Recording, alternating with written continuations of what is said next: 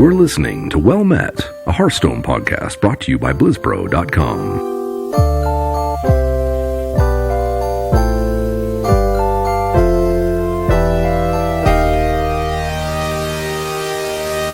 Well met.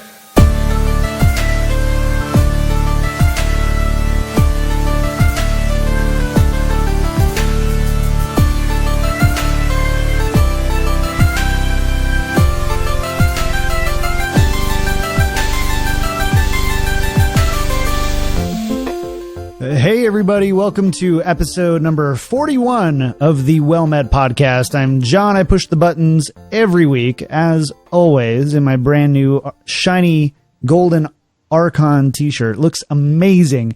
Welcome to episode number 41. We've got an incredible show, last show of 2015, and with me, of course, first from Saskatoon, Canada, is Kevin Hovdestad. Hey, Kev. How you doing tonight, John? Sweet.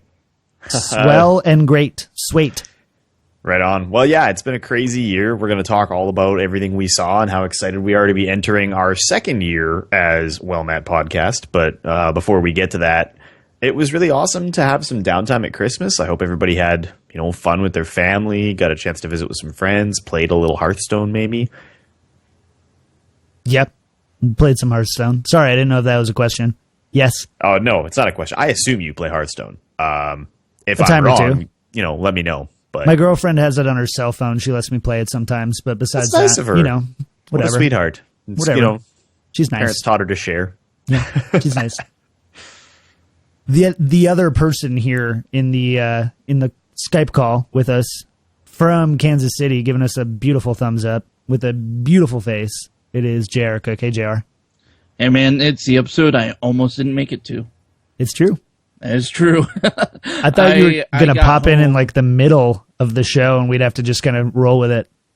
Yeah, I was afraid that was going to happen there because of some of the weather we were hitting on the way back. Now, I was over at my in-laws for Christmas, and we were heading back today, and they live, roughly about 3.5, 4 hours away.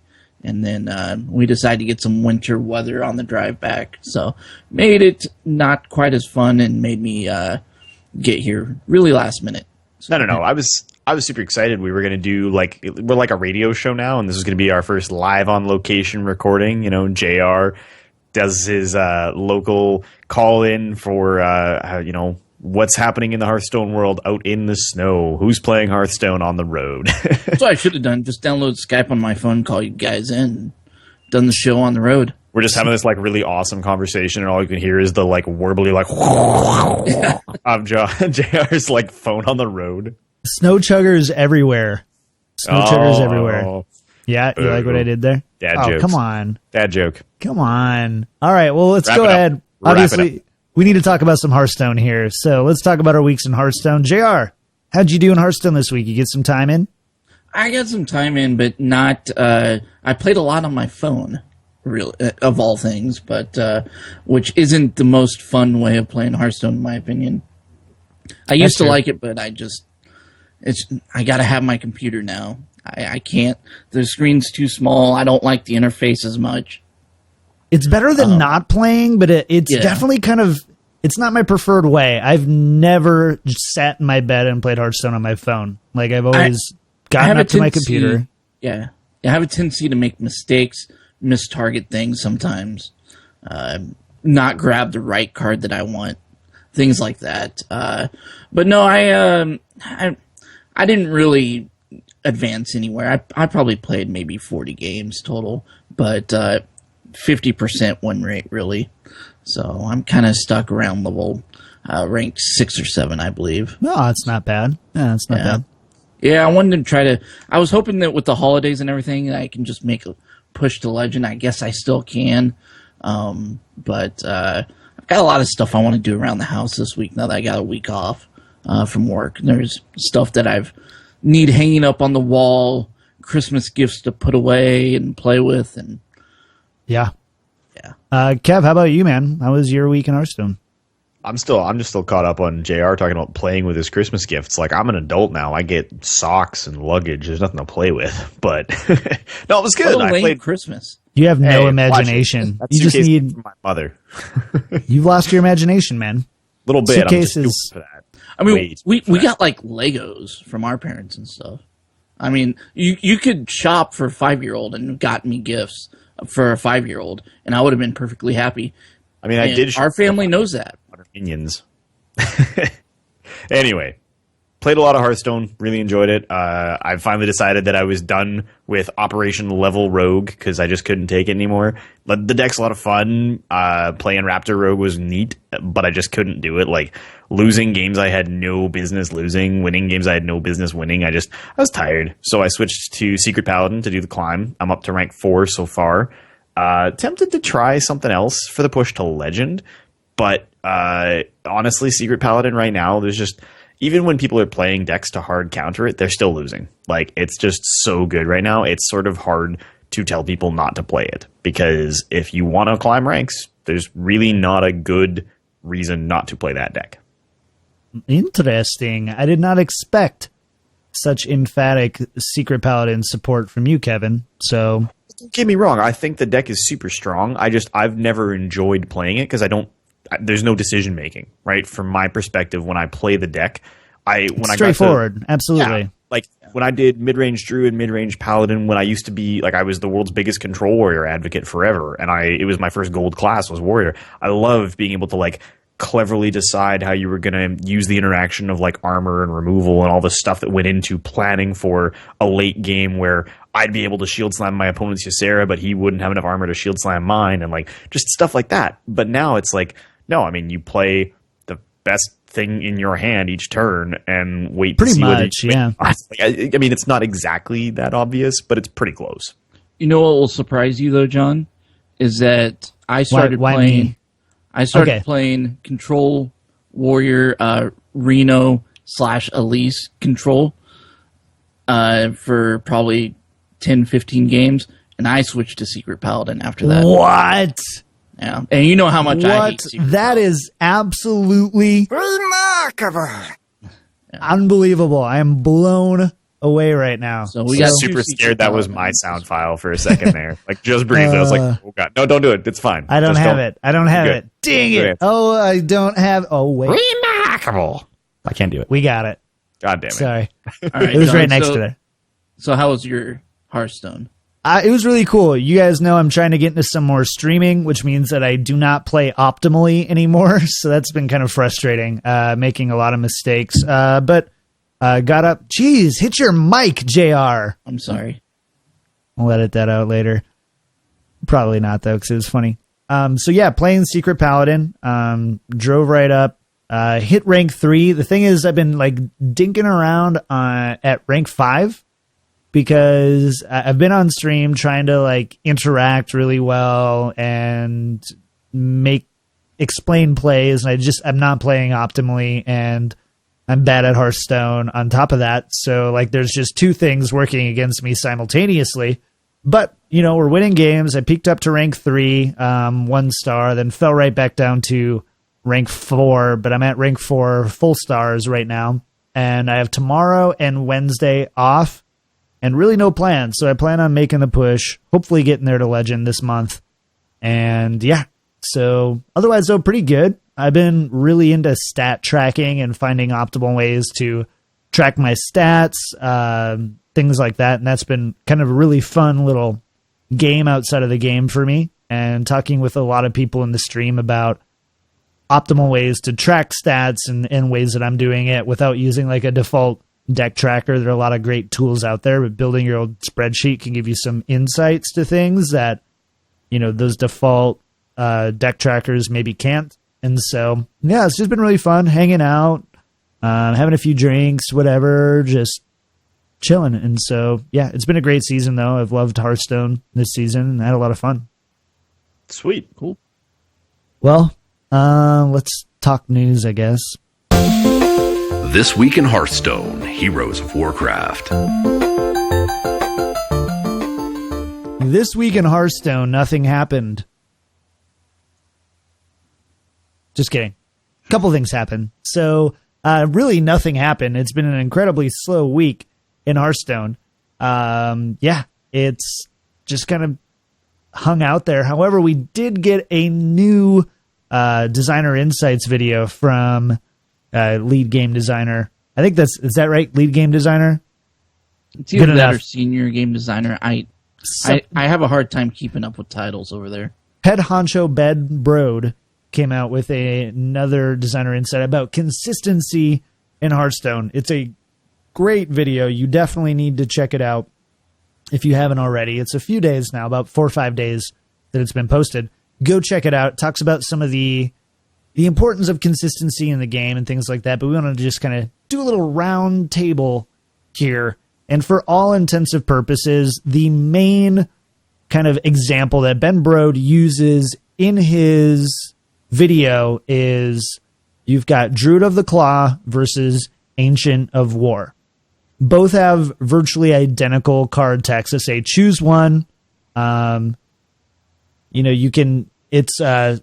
Ancient of War, is choose one, gain +5 attack or +5 health and taunt.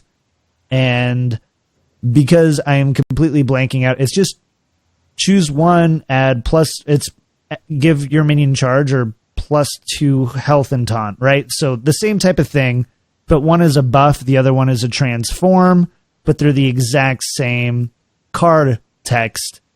And so they're talking about how that feels inconsistent and things like that. And so that's the very basis of the video. And now we just let's just talk about it a little bit. So, Kevin, consistency in Hearthstone. We just kind of gave a lame example as I tried to remember the card text. Talk to us a little bit about how important to you, Kevin Hovdestad, is consistency in Hearthstone.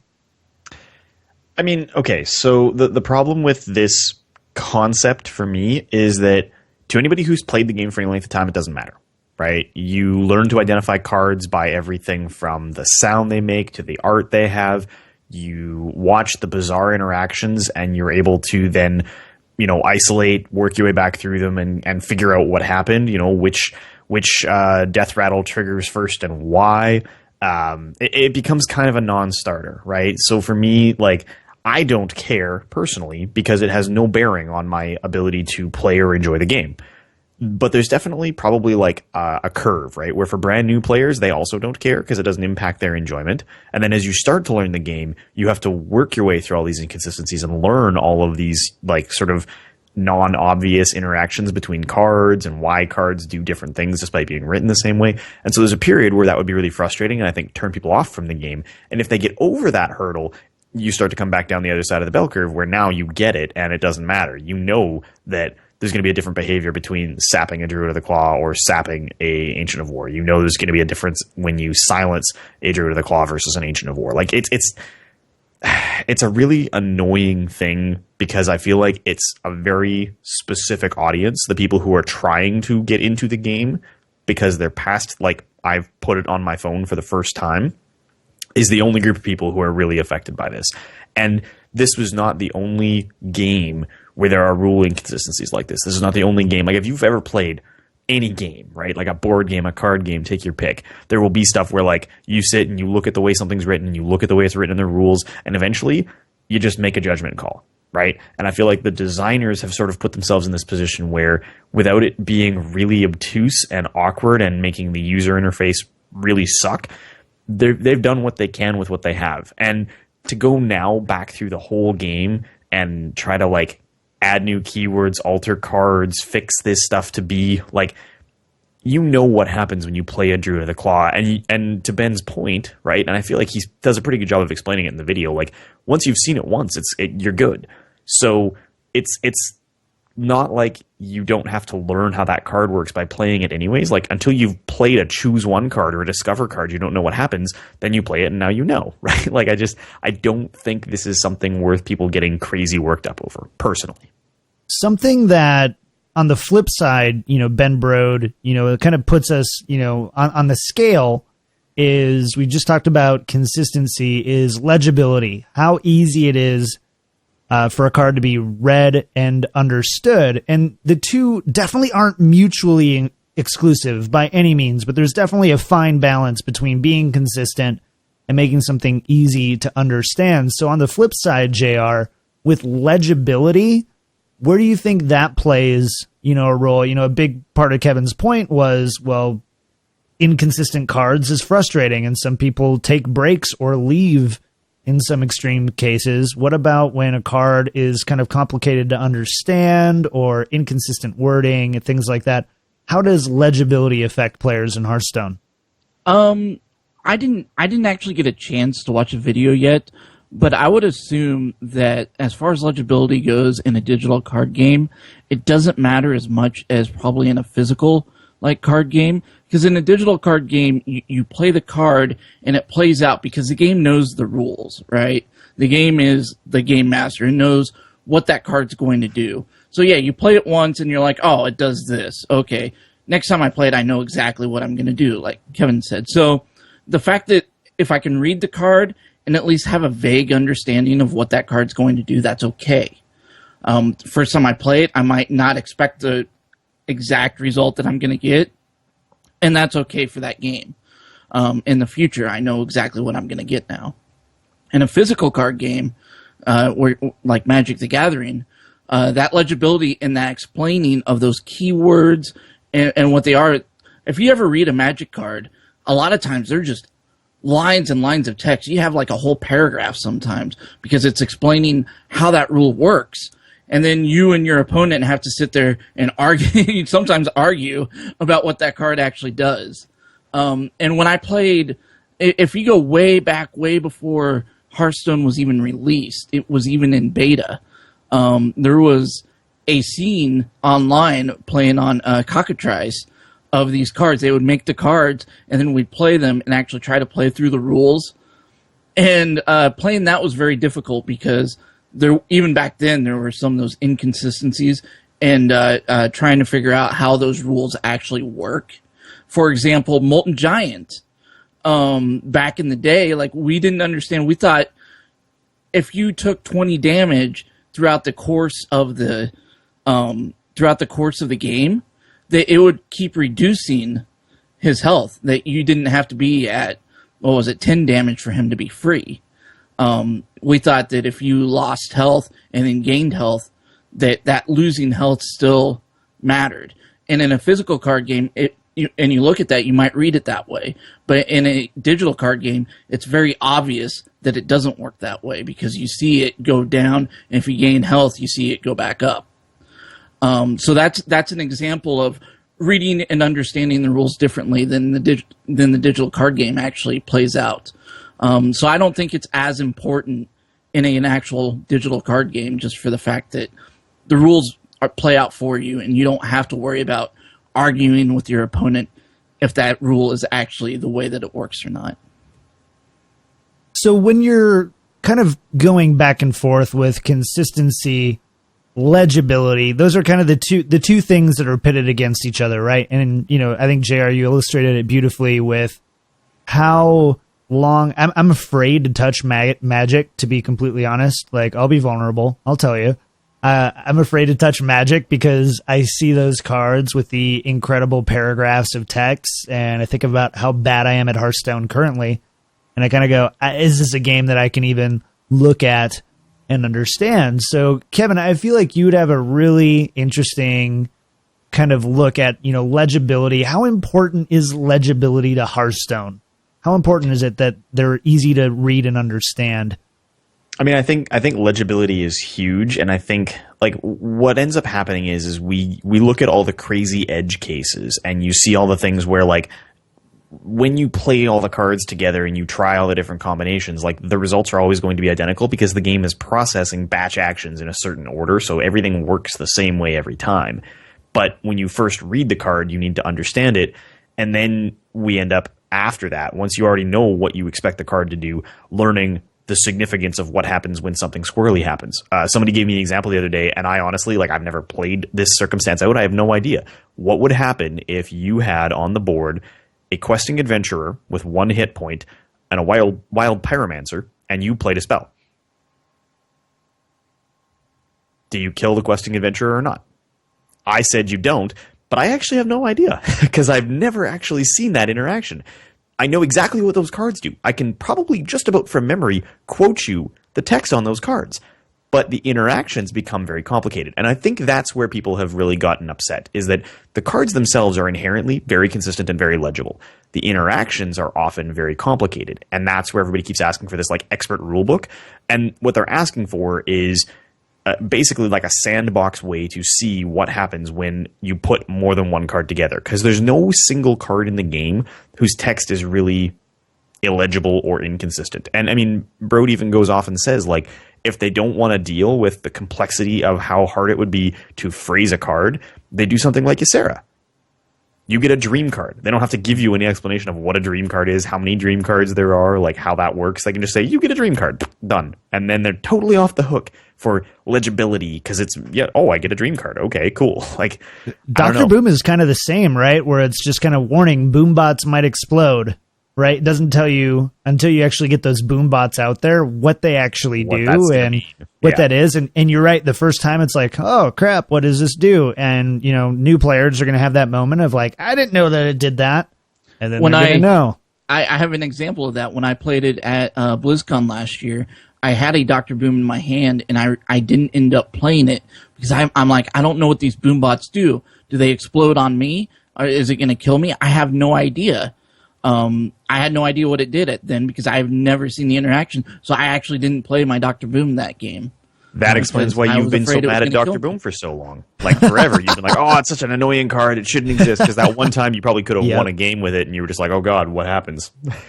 Something, too, that I think beyond this, because, Kevin, to your point, I think the cards are incredibly legible. I think they're easy to understand, and they only require being seen once or twice to be like, to kind of shore up any type of uncertainty that you might have had about the card, right? Cool, just play it a couple times, queue up against the innkeeper, throw it down and see what it does. Big deal.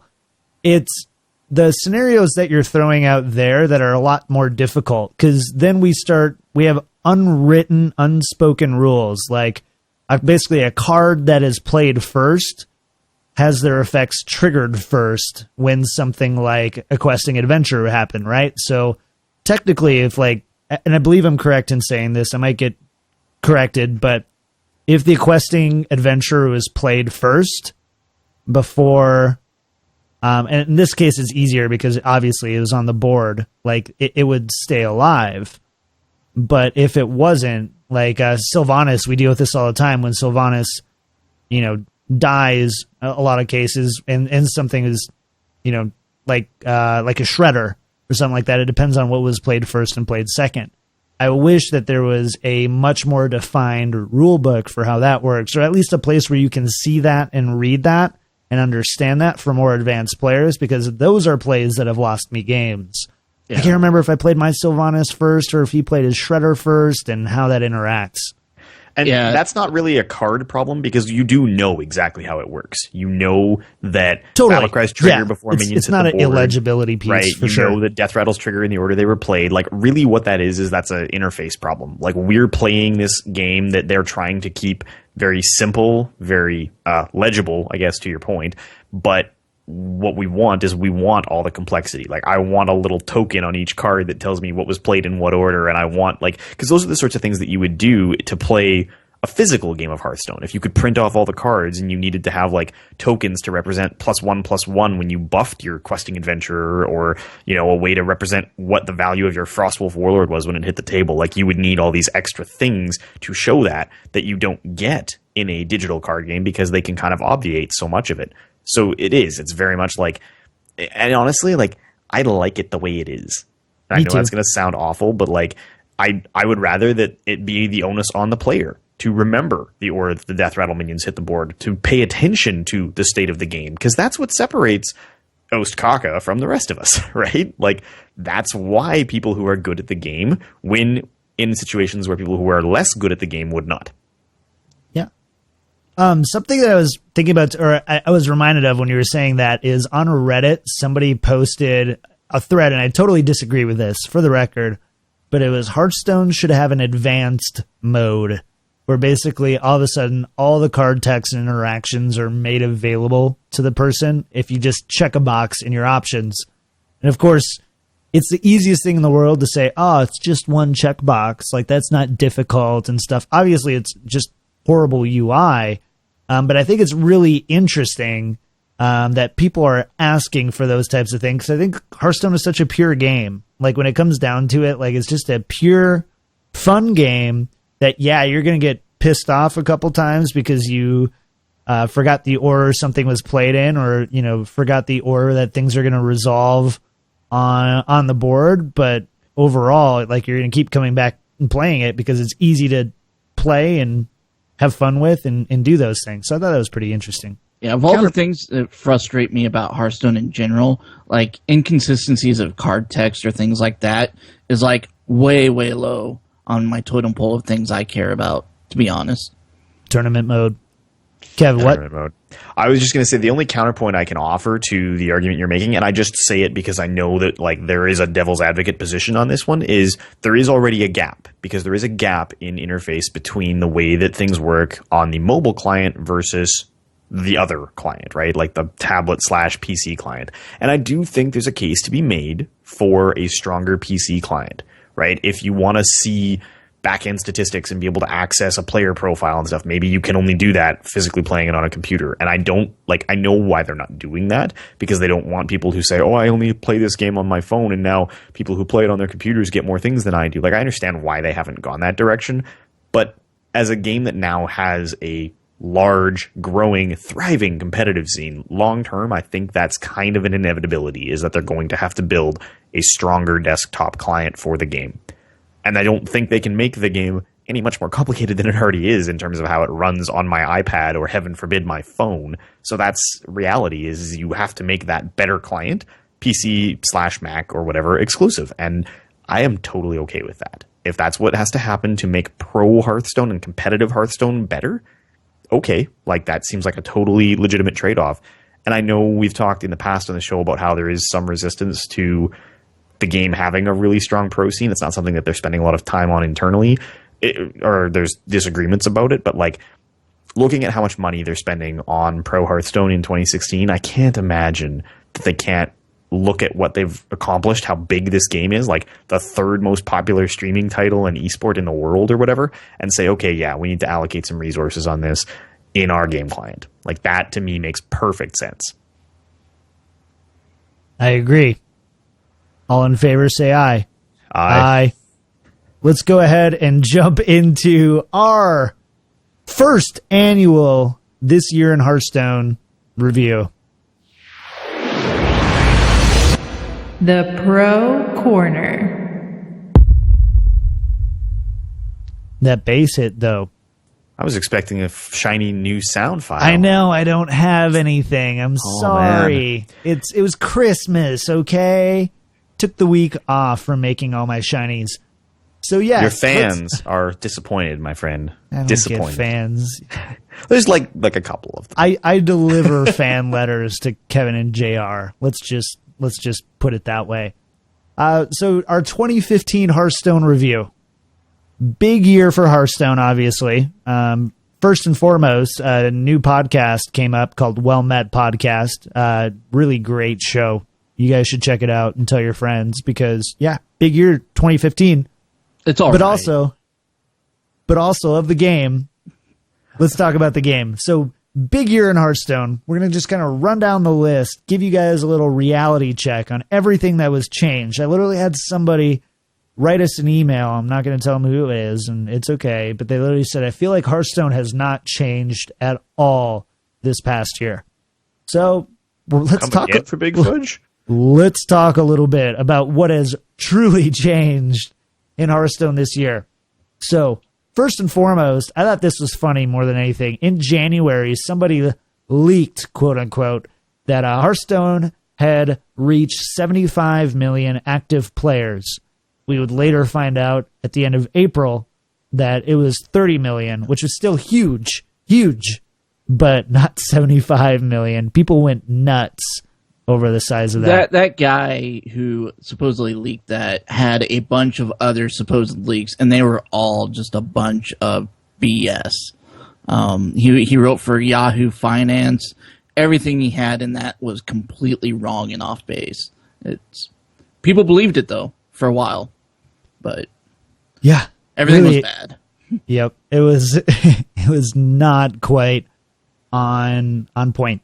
In January, Undertaker was just nerfed. We're going to talk a little bit more about that, but holy cow, Undertaker, remember that card? If you haven't been playing Hearthstone for over a year, you probably have seen that card like 3 times. So, Undertaker. I was actually surprised to see that was this year because it felt like so much longer. Didn't it? I mean, it was at the very end. So yeah. It was December, but it like didn't really impact until January. So we're fudging the numbers a little bit here. Liquid Hearth started doing their power rankings. We talk about them every week now, that their new iteration, but they were a lot different. In January of 2015, the strongest class was Warlock. Liquid Hearth's rankings were mainly a ladder ranking at the time, compared to now, where we kind of think that they tend to favor more tournament strong decks. Warlock was so popular because it had 3 viable archetypes that were played totally differently. You had Zoolock, Handlock, and Demonlock, making Mulligan phase much more difficult. Warlock, right? So compared to then, obviously now Warlock's still in a strong place, but do you guys remember playing a year ago in Warlock? And for me, I played Handlock a year ago. Handlock was my deck. I love playing Handlock back in the day. And Zoolock and all that stuff, man, it was pretty crazy. I remember Warlock being huge because I remember that like there was that brief window where and you guys actually will remember this when I say it, but do you remember when the like biggest complaint being made about the game was that the interface should hide your mulligan? Because Warlock players were trying to wait until the end of the mulligan timer so that they could hide how many cards they were mulliganing, because that was being used as advice to other players on whether to figure out if your opponent was Zoo or Handlock. And like everybody's like, oh yeah, you shouldn't be able to see how many cards a player mulligan, and now no one cares anymore. Like just gone. Total non-issue. But it was like the biggest thing. Like community outrage, Reddit was crazy about it, and I haven't seen anything about it in probably 8 to 10 months. Yeah. And people want to be able to still shuffle their cards, too. I'm like, guys, get over it. It's a part of the game. Looking at what card they drew, seeing that was a top deck, it's part of the game. So, Warlock, number 1. Number 2, Warrior. Warrior was rated second, was still the only viable archetype at the time. Control Warrior, being very strong and consistent. Kev, the man over with Control Warrior. Were you playing a lot of Control Warrior at the beginning of 2015? Constantly. I mean, it was my go-to deck from basically when the game left beta until, I would say honestly, until probably almost TGT. And then that was when I really got into Druid and ended up hitting Legend with midrange. Huh. Number 3, Hunter was rated third. Hot off the heel of the Undertaker nerf, because it was still hot under Undertaker Death Rattle archetype. So obviously, Hunter, if you guys don't remember, through like January through March, went through a really difficult time where no one was really playing it. It basically fell off the face of the earth. Some people tried to play Death Rattle Hunter without the Undertakers, and eventually would bring you to modern mid-range / hybrid Hunter. So and then Face Hunter got really huge after that too. We don't talk about Face Hunter on this podcast. Never once. But we can talk about Secret Paladin because it's so much better. Oh yeah, good old Hunter. Those were the days. That was the first time I had hit single digit ranks. Was with it was before Death Rattle Hunter, but it was actually when the Unleash the Hounds. It was before the second Unleash the Hounds nerf, and so Hunter held a dear place in my heart for the longest time. Let's talk about the worst classes at the beginning of 2015. Time flashing back. So Rogue was ranked 9th. Hot off the heels of the Gadget Sand Auctioneer nerf, Rogue had virtually no identity. So get this. This will crack you up. Kevin, I know you laughed earlier, so you don't have to laugh again. But the featured deck list in January was Rag Rogue. It was a variant that ran Sylvanas, Dr. Boom, and Ragnaros in its late game and kept basically its standard Miracle Rogue spell package. That deck, in my opinion, was awful. I mean, cool, but awful. Yeah, it wasn't until Blackrock Mountain, I think, we started getting Oil Rogue, right? Yeah, it started to kind of stem from there, because that one had Violet Teachers in it, which was kind of experimental. Not everybody was using that at the time. And so, yeah, it really ended up flushing back into Oil Rogue. And I think Tinker's Sharp Sword Oil is the one that ended up putting that one over. Well, Tinker's came out in GVG, though, right? Right. Yeah, but Oil Rogue really didn't hit until a little bit after that, until people started really playing with it. Well, it was because they just relied on Miracle until the Gadgets End nerf, which wasn't until like the very tail end of 2014. Much the same timing as the Patron nerf this year. Yeah. And second to the last was Shaman, rank 8th. Featured mid-range Shaman, which, let's be honest, guys, mid-range Shaman is the most boring but semi-consistent deck that has ever existed in Hearthstone. Like, it's just kind of like, all these fit in a nice curve, and I can, kind of squeeze out a 55% win rate. Yay! But did get Crackle Neptulong at the time, which is pretty huge. And, of course, every deck at the time was integrating Dr. Boom into their deck lists. So that's kind of where it was a year ago, guys. That was a year ago. How much has the meta changed now? What are the big changes that you kind of feel, overall overarching high-end things that you feel like you see in Hearthstone now based on what Hearthstone was a year ago from like a power rankings perspective? Kevin? Oh, God. I mean, there's so much. Like, I think there's definitely classes that got more innovation than others. I feel like we learned a lot about the breadth of opportunity that exists for Warlock and for Paladin, obviously, in the last year. Has not been a great year for Hunter, has not been a great year for Rogue, has not been a great year for Shaman. And I feel like those classes have kind of stayed near the bottom despite having like brief peaks and valleys based on having really great matchups against particular deck lists. And definitely decks that come and go as they cycle in and out of the meta, right? Like the huge rise of Handlock after Blackrock Mountain, only to basically have slid into non-existence now and be replaced by Reno Lock, right? Like there's always momentum and stuff shifting that way, which I think is super cool. But I do feel like there's definitely classes that haven't gotten the same level of exploration. I feel like if you were to put the classes in order, we would probably be more or less in agreement on which classes have seen the most work put in to make new archetypes actually stick, as opposed to which classes people have said, it's Shaman. Can't be done. Yeah, it's true. But then again, we also say it every expansion, like, this is the one that's going to make Shaman work. And we're just really disappointed. Well, but you have to remember, since we're talking about the beginning of 2015, like, it used to be, back when Control Warrior was this, like, top-tier deck that everyone was leaning on so heavily, mid-range Shaman was, like, an unwinnable matchup for Control Warrior. Mid-range Shaman totally destroyed old-school Control Warrior. And it's funny to me to think about that now and think back to, like, if I was playing Control Warrior, because it was my main deck for a long time, I was terrified of running into a Shaman. And now it's like, you run into a Shaman and you're like, oh God, like, should we like capture it and put it in the zoo just to make sure that there's one for our children to see? Like, I don't know. Yeah, I like that. Capture it and put it in a zoo. Shaman. Okay.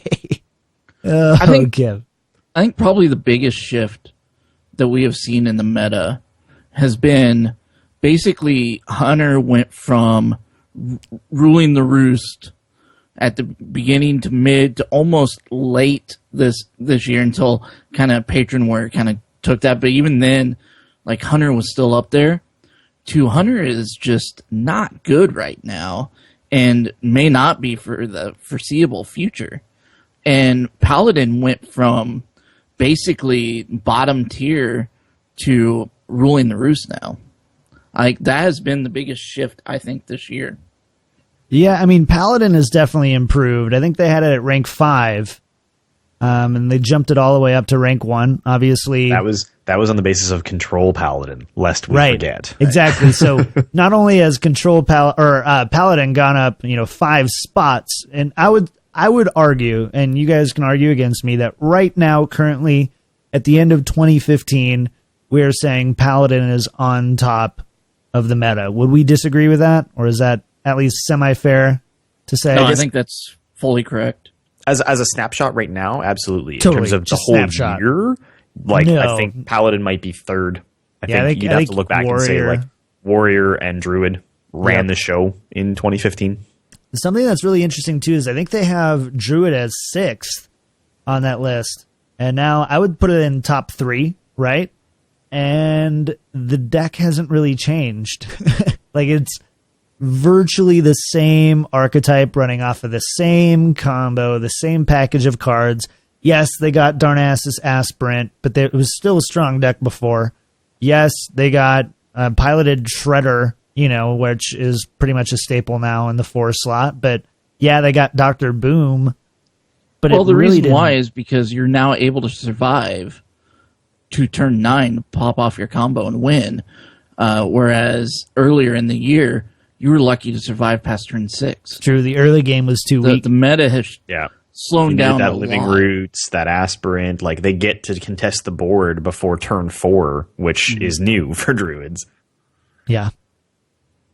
Let's talk a little bit about the competitive scene here. So, big changes in the decks and stuff like that, but I would say some pretty dang big changes too in the pro players that we're seeing now in the game.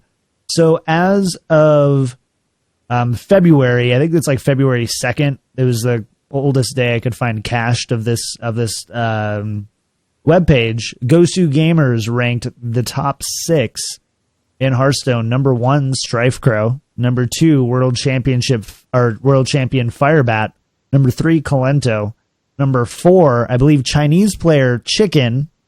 Number 5, Tice. And number 6, Faramir. And fun fact, Reynad, number 20 in the world. Reynad is number 20. And we had Freshka down at 42, just as another little fun fact. Good old friend of the show, Freshka. So, wow. This is a kind of interesting. I mean, I like seeing Strifecrow up there. I like seeing Firebat. I think I'd put Kalento up there. We just did our top 10 players in Hearthstone last week, and 4 of those guys are still in the top 10 from a year ago. What do you think about that? Is the competitive scene too stagnant, would you say, Kev? Or do you think it's got a good pace of change? I don't think it's stagnant at all. I mean, I think you're seeing a handful of people who were good and have stayed relevant. Guys like Tice, Firebat, Kalento, Zixo. Who else is on both lists? Dog, Nyria. Or no, Nyria really... Okay, top 30 now. He's kind of fallen off a little bit this year.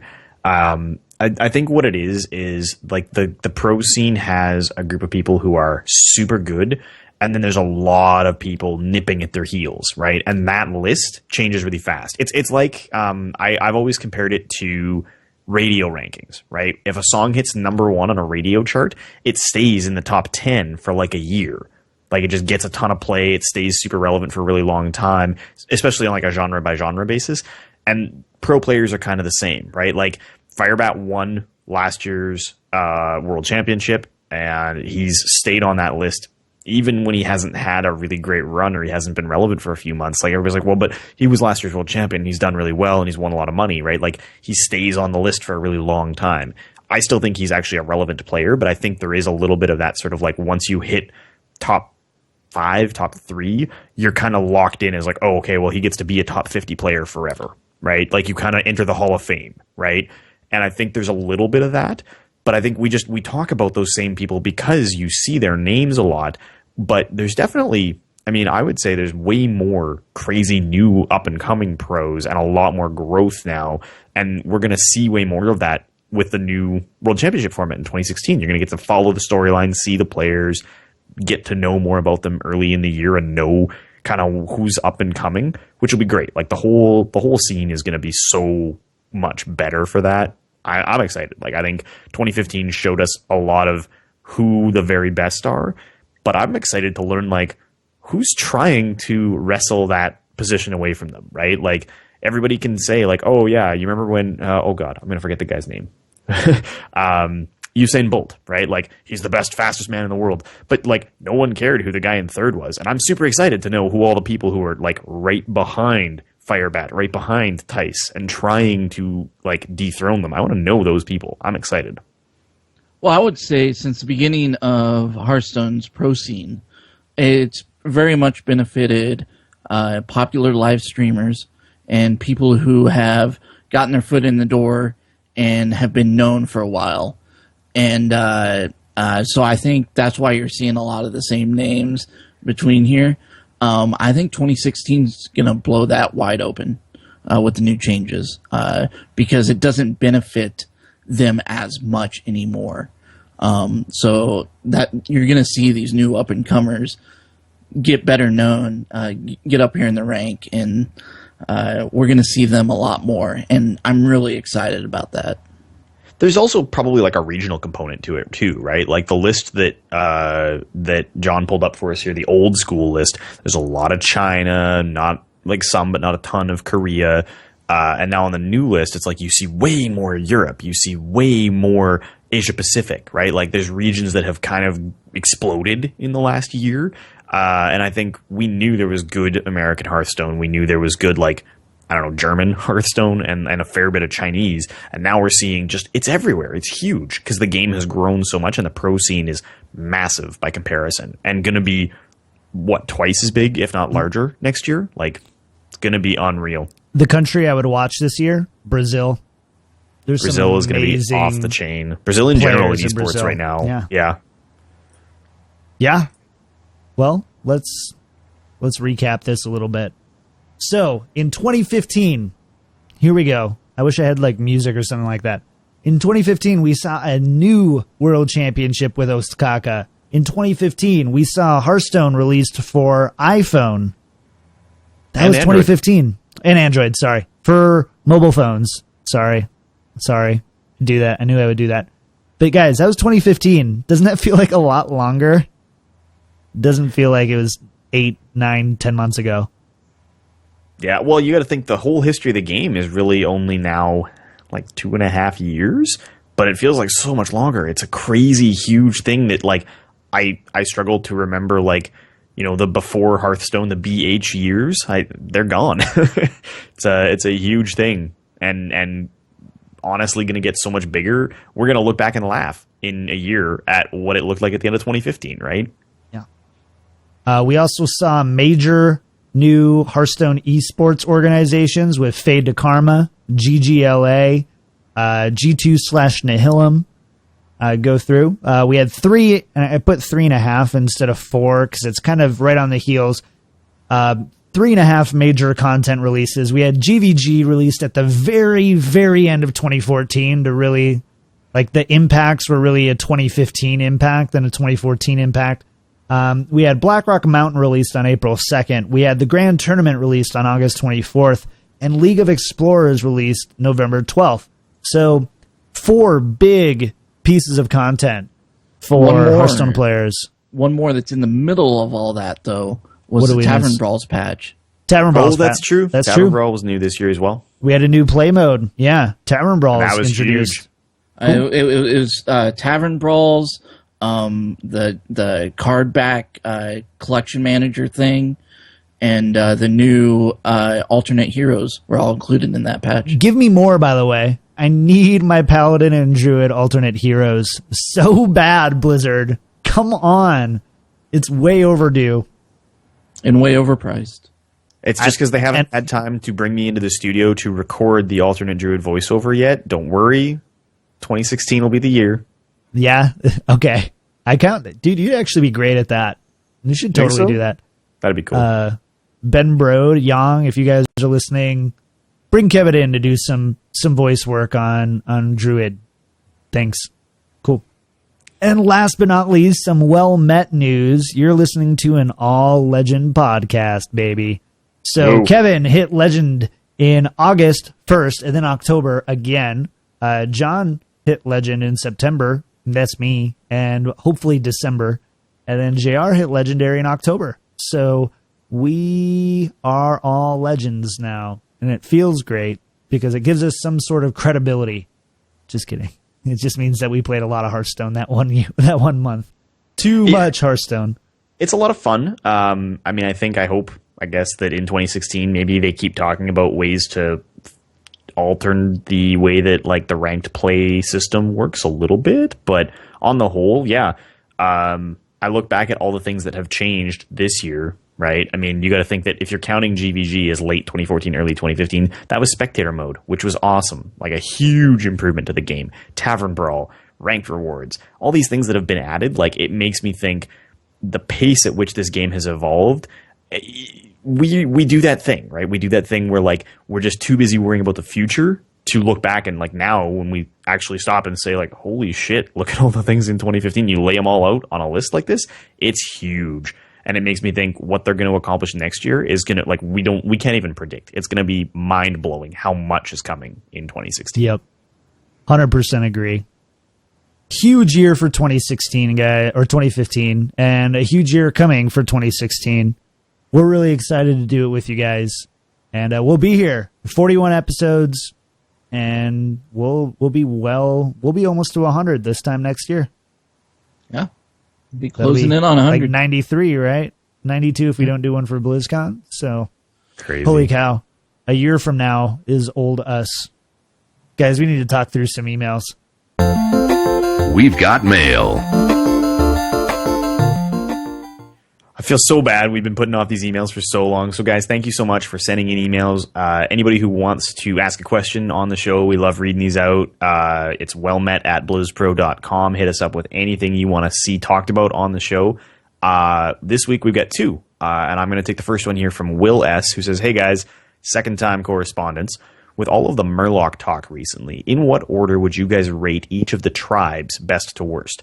With all of the elemental cards in the game, what do you guys think of an elemental tribe? Could potentially legitimize Magma and or Ice Rager. Nice try, Will.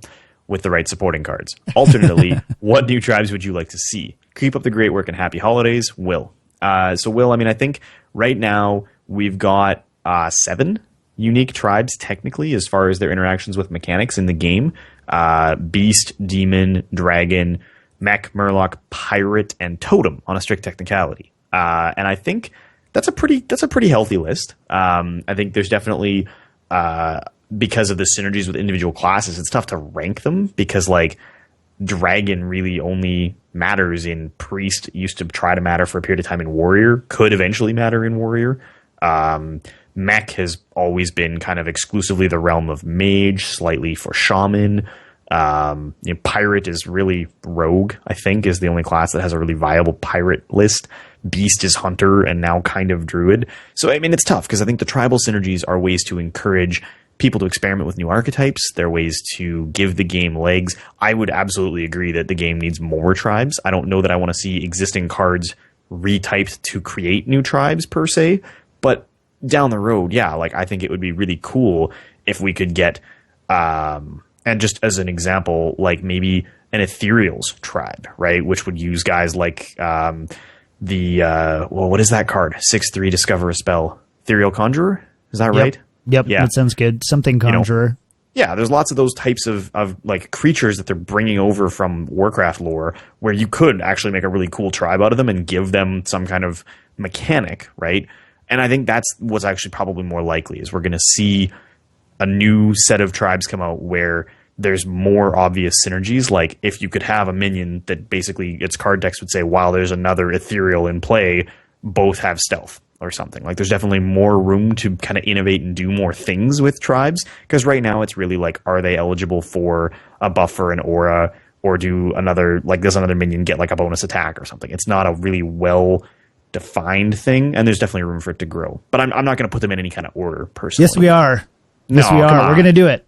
We're doing it. Come on. So let's just humor Will for a second here. All right, Obviously, all right. yes, we get it. apples to oranges. We're comparing apples to oranges to grapes to cantaloupes, and we get it. But just pure impact, what are the best, like when you're building a deck and you're going to build a tribe deck, what cards have the best chance to be super viable?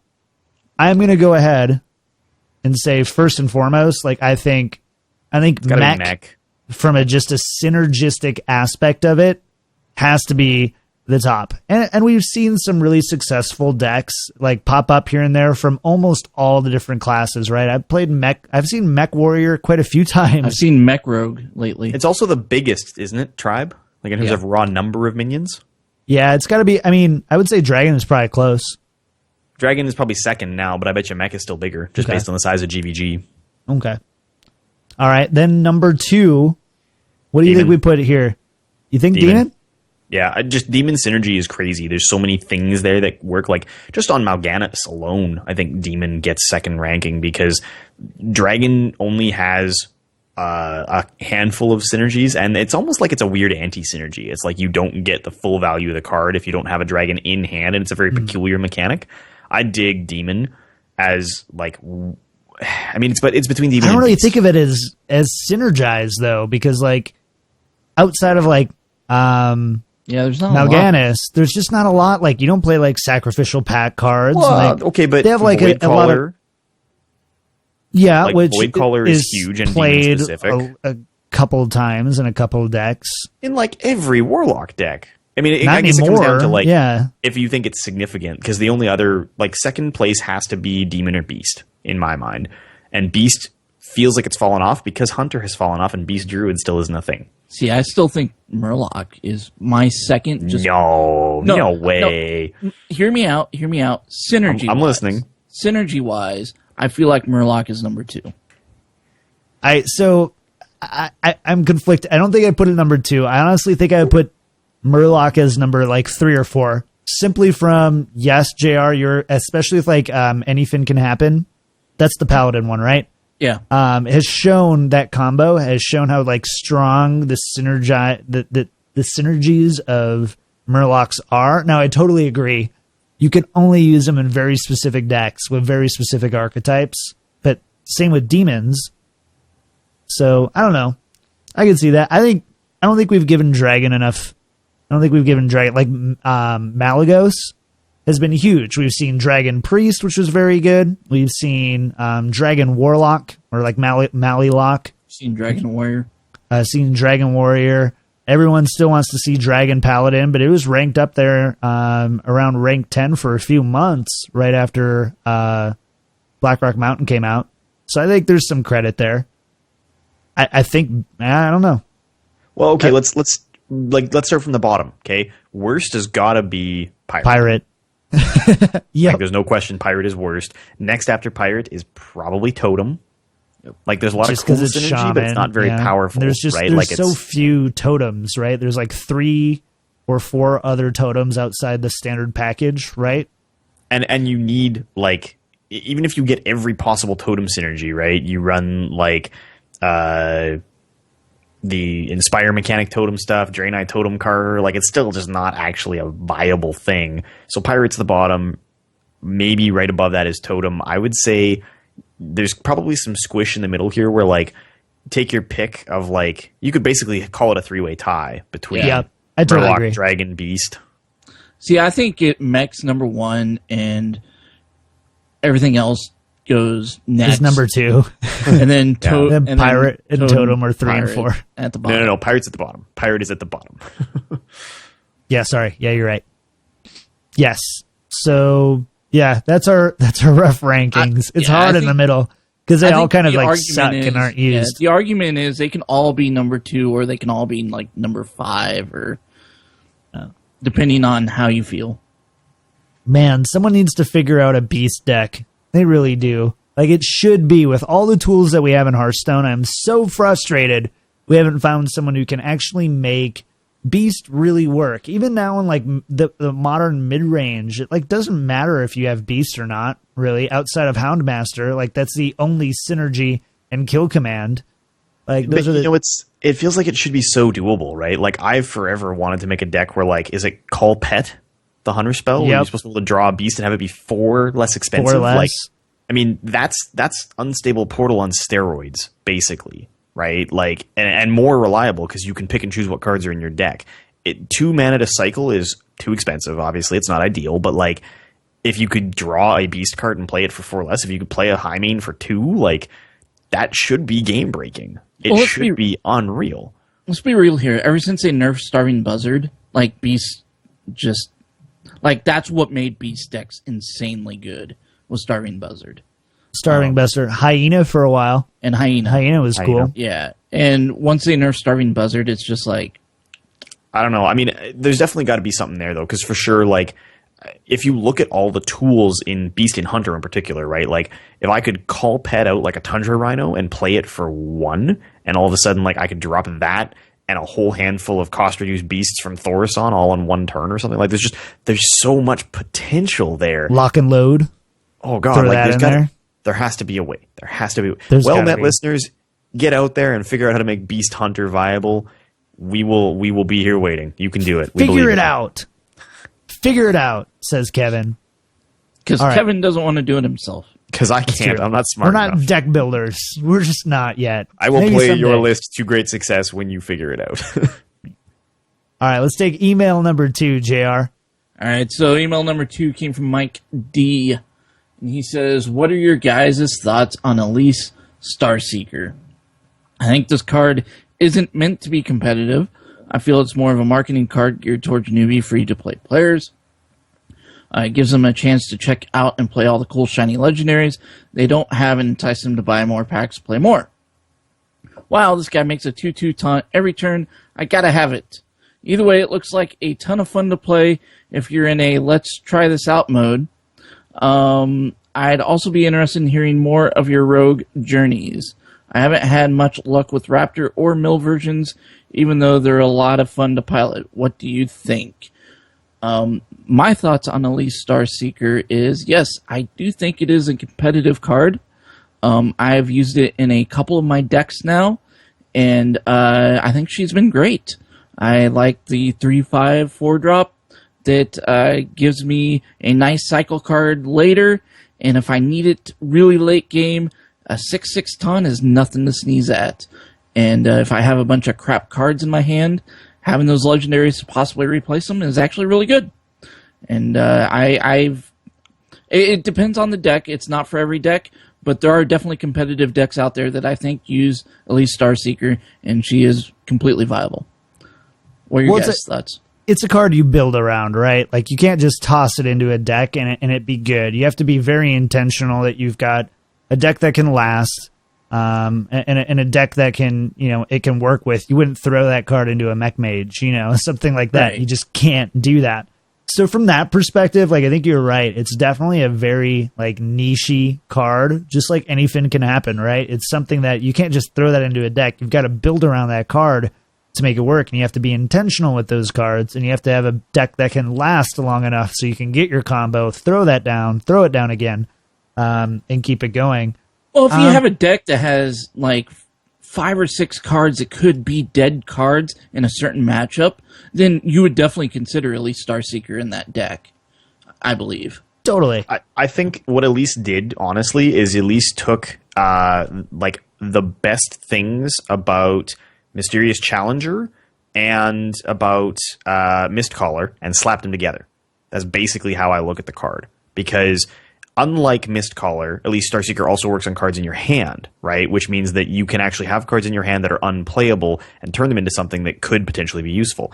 The sort of Mysterious Challenger-y effect of it is most decks have to run a bunch of ways to cycle and get to the cards they need, right? If you look at most decks, there's something in that like mid-game section where unless you're playing a deck that's designed to just drop a big fatty every turn, like Mysterious Challengers, you end up needing to draw cards and fish for removal and ways to contest the board. And so if you don't need to draw cards, or if you've got stuff in your hand that was meant to be part of your early game and is no longer relevant, Elise Starseeker can just transform that into something viable again. And that's really where, if you can't thin your deck the way that Mysterious Challenger does to fish for the cards you actually need, being able to just keep them in your hand and turn them into something else later, like the fact that she changes the cards in your deck into something else, if that went away, I think she'd actually be better. Like, I think if she only modified the cards in your hand and not in your deck, it would actually be better for you. And so as it stands, you basically use her as a fatigue thing. You wait till your hand is full of stuff that you don't want to play, right? You don't want to use this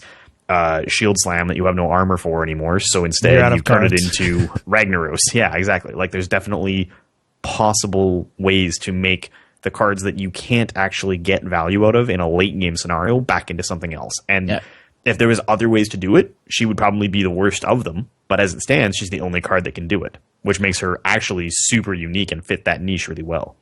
And I've had her single-handedly win me games that have gotten to fatigue just for the fact that I get 2 extra cards in my deck later on, you know, that I draw into. And I may never play that 6/6 monkey to move into legendaries. And I win just because I'm able to out-fatigue my opponent. Yeah, absolutely. So there's that. Anything else we want to add about Rogue a little bit? Chatting about, Kevin, I know you've said it's just kind of blah. Like, it's fun to play, but it just not seeing a lot of success with it. I mean, I think the thing about Rogue right now is that it still feels like, and I mean, I'm biased because I've sort of pitched this already, but it feels like the class is so heavily dependent on the way the hero power works. And it means that you have to, like, literally have to be competitive, run, like, the different, like, Blade Flurry interaction cards, which makes oil so strong. There needs to be more stuff where Rogue can actually build a board and play out a mid game and not be the removal class, because that was super viable for a long time. But as we add more and more Death Rattle minions, as we add more and more stuff that sticks to the board and allows other people to set up their win conditions, just being able to try and Blade Flurry them away isn't going to fly anymore. You know, and there were times where Rogue was super dominant because of spell damage, because of the hero power, whatever. It's still super good in Arena. And I know we've gotten some feedback from people saying we don't talk a lot about Arena, which it's true, we don't. But we're for sure, bad at it. Because we're awful at it. But no, I mean, ultimately, I think Rogue is one of these classes where it just lacks an identity, right? We know the identity of most classes. We know how they're going to play. Warrior plays this sort of control-y style where they can manipulate their armor pool, which lets them get around a lot of health-based problems in the game. Warlock can manipulate their health and use that to their advantage. Hunter can push a lot of damage. Like, there's always really obvious synergies in most classes. And Rogue, it's just kind of like Valir is shrugging, going like, oh, see what sticks. Like, there's no clear plan for Rogue as a class. It's the one class that to me feels like when I play it, I'm like, I'm trying to make a deck where I don't use the hero power, is basically what I'm trying to do right now. And when you do that in other classes, that tends to go poorly, right? Like, you kind of saw it with Mech Mage for a while, but like, even then, there's still ways to get value out of that hero power.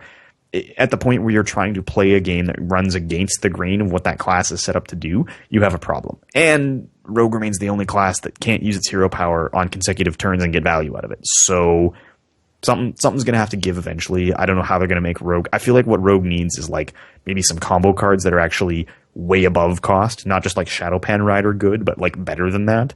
And presumably eventually they'll get them. But right now it is the like removal class, and that's not a sufficient identity to win games. Pirates. You need to bring Headcrack back and spell Rogue. You and your Headcrack. I mean, there's lots of stuff that Rogue could get. It would be cool to see Rogue get more ways to use their hero power efficiently. It'd be cool to see Rogue get like some stuff that lets them take advantage of their existing toolkit. Because right now, I mean, there's no reason to play Shadow Step. There's no reason to play Vanish unless you're playing Mill, right? Like, there's so few ways to use the existing pool of cards that could be super cool and had so much relevancy in old Rogue archetypes that have been killed off. So Blizzard now needs to probably like throw them a bone and say, okay, yeah, here's something cool that you can abuse with that and set up a cool set of synergies and take board control or whatever. Yeah. All right. Well, sorry, I was reading. Sorry. Someone posted something in chat. So thank you guys so much for your emails. We're going to try to do a lot better at replying to them weekly rather than bunching them all up at the end of the show. And we even got more that we wanted to get to. Again, remember to please keep them short and then send them to wellmet@blizzpro.com. And we love taking your emails on the show. We actually do. We try really hard to get to it, and we're making it more of a priority in 2016. So cheers to that. But holy cow, I think we got to get out of here. It's been a day. Let's go ahead and jump into some Patreon news, Kev. Yeah, totally. So we're actually sitting down tomorrow. We're having a well-met meeting to discuss how to make our Patreon cooler for you guys, how to do more stuff in 2016. We're talking guests, call-in episodes, all kinds of cool stuff, because we want to make the show bigger and better for you guys. Patreon facilitates a lot of that stuff for us. It gives us the resources to invest in equipment, putting on tournaments, setting up the ways for us to get cool new guests, all that kind of stuff. So if you want to support the show, you can go to patreon.com/wellmetpodcast, set up a donation-based subscription to the show that allows you to say, thanks guys, this podcast is awesome, it makes my commute suck less, I really appreciate that. And for us, we turn around and go, holy cow, people pay us money to do this? That's unreal. So this week, we want to say a big thank you to Dave Corbin, who sent us a really beautiful Happy Holidays message on Twitter when he upped for Patreon. So Dave, thank you so much. We blown away. Merry Christmas, man. Thank you so much. Yeah, absolutely. Thank you, Dave. We love you. iTunes reviews, nothing new, but if you like the show, send us an iTunes review. We'll read you on the show. That was really cringy, wasn't that? That was really cringy. I'm sorry. I have to go to the bathroom so bad. Shout outs for this week. If you give us an iTunes review next week, John will sing it. I will sing you a song. That. Yeah, please do it. Just like, in fact, I'm gonna go leave one right now. I will sing you. I will sing you a song anytime. I'm not ashamed. I'll do it. Cool. Any voice you want too. Just do it. Send in an iTunes review. Say what voice you want it sang in, and I will sing it. Done. Or if you want Kevin to sing it, he will as well. Not a chance. See, this is why it's good to not have any fans, because now everyone's going to choose Kevin to sing the song. So it is true, Kevin will do it. So yeah, awesome. Shoutouts for this week. Kev, take us away. Shoutouts. Yeah, so obviously it's the last week of the year. It's going to be pretty quiet. I'm not working, so I'm going to try to go see Star Wars again, spend some time with some friends. Generally just relax. I think I'll make the push to Legend. I think I'm going to try and do that. I'm sitting at rank 4 right now, and I think it's doable for me to put in a couple of long days. I'm going to stream them because people have been just all over me on Twitter. Why aren't you streaming? Why aren't you streaming? So yes, okay, this week. We'll figure it out. We'll find time. Tuesday, Wednesday, Thursday. Come find me, twitch.tv/OdinTV. Let's do it. Let's get it done. Thank you so much to everybody who has reached out to us about loving the show in 2015, sent us a happy holidays message. You guys that are encouraging us to do more and go harder in 2016. I had a really great day. I'm feeling really good about life in general today, and I'm feeling inspired to do a lot of work for you guys. So thank you so much. Let's keep doing this, and let's make it even better next year. Awesome, JR. Well, I like Kevin. I'm not going to be working this week. I have the full week off, and so I'm going to probably play some Hearthstone as well. Probably play a lot of Rocket League because I'm really addicted to that game right now. Are you playing? Play with me. I started playing too. Do you play on the PlayStation? No, play on PC. I'm playing on the PlayStation. I might buy it on the PC here pretty soon. So somebody gave me a 4-pack. So I have 3 other codes, I think. So I'll give you one. If you give me one, I'll play. Okay. Sure. Deal. Yeah. Sorry. Go ahead. So I've been playing that. That's been fun. Just a big shout out to all the people that have listened to us in the last year. You guys are awesome. Yeah. Thank you guys. What about you, John? For me, I am also going to be streaming this next week. I think. Don't watch his, watch mine. You should. Honestly, you should watch Kevin's. Don't watch mine. Look at this reverse psychology guy over here. No, it's not reverse psychology. My stream is awful. Watch Kevin's. I will live stream me watching Kevin's live stream. So, yeah. But yeah, so going to keep it pretty easy. I've got a couple weeks off before school starts again.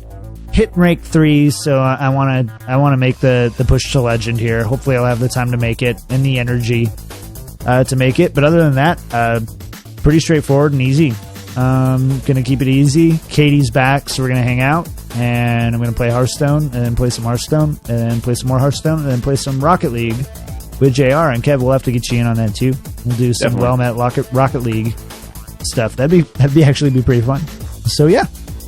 Well, oh man, what a show. Feels like it's been a few weeks since we've done this show, doesn't it? It just feels like Christmas it's been crazy that way. Christmas is just a long week. Yeah, for sure. But as always, thanks to Jake Butineau over at Jake Butineau CA for doing all of our awesome music. Happy holidays to you, sir. You're incredible. We miss you. Let's chat and hang out soon. Dread Scythe over at Scythe Designs does all of our lovely graphic design work, and he's awesome. Check out scythedesigns.com. Take a look at his portfolio if you're looking at getting some work done. Send us your emails to wellmet@blizzpro.com. Send us your tweets over at Wellmet Podcast. We do have a subreddit. We post the shows, we chat about it, and all that kind of stuff every week over at reddit.com/r/Wellmet Podcast. And we also have our lovely Patreon at patreon.com/Wellmet Podcast. We're on iTunes, Stitcher, and very soon the new Google Play podcast. That's going to be coming very soon to a podcast player near you. Again, you guys, thanks so much for this great episode. It was fun hanging out with the chat and get to chat with you guys. We'll see you this week on our streams. One of us will be streaming, so come hang out and do it. And yeah, have a happy new year, and we will see you in 2016. Bye-bye. You can find John on Twitter at Kicked Tripod and on Twitch at twitch.tv/KickedTripod. You can find JR on Twitter at Eldorian and on Twitch at twitch.tv/BlizzPro. And you can find Kevin on Twitter at Lack of Realism and on Twitch at twitch.tv/OdinTV.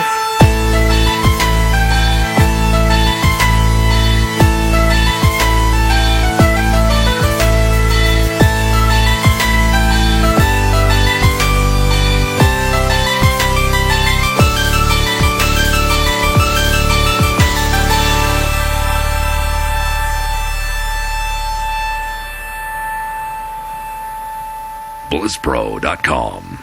Beyond Noob.